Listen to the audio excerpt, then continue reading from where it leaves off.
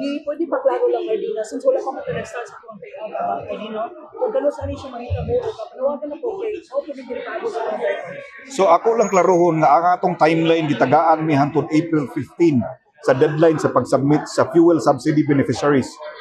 After that, probably a week or two, mahatag na ni, masulod na sa ilang mga account o masolve na ning glitch sa LDBP, Land Bank, masulod na ni, i-check nila ilang mga wallets kay basig nasulod na ang mga kwarta nga ayuda para nila. So there will be no physical release. They might, there might, no, naay probability, especially katong yung matanaw na to nga we are very considerate maguno katong magpaid yun nga maglisod yung kuha na amam nga mga e-wallet. Probably there, we are considering that. So kung madayon ni, we will let you know.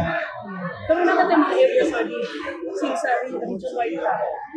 Actually, kung naay payout, we don't see it as a huge number, no? Mga pipila ra siguro ni less than 1,000 probably. Kung kana, we can schedule it for 3 days atong office. Kunya ang kadaghanan po na nga beneficiaries, ma'am, within Davao City lang.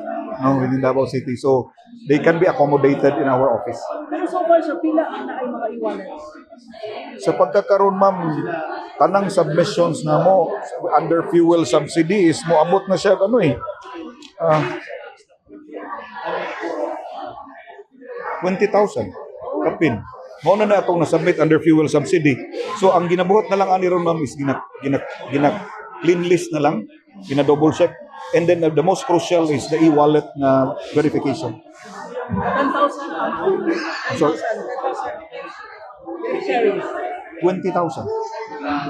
Yes, ma'am.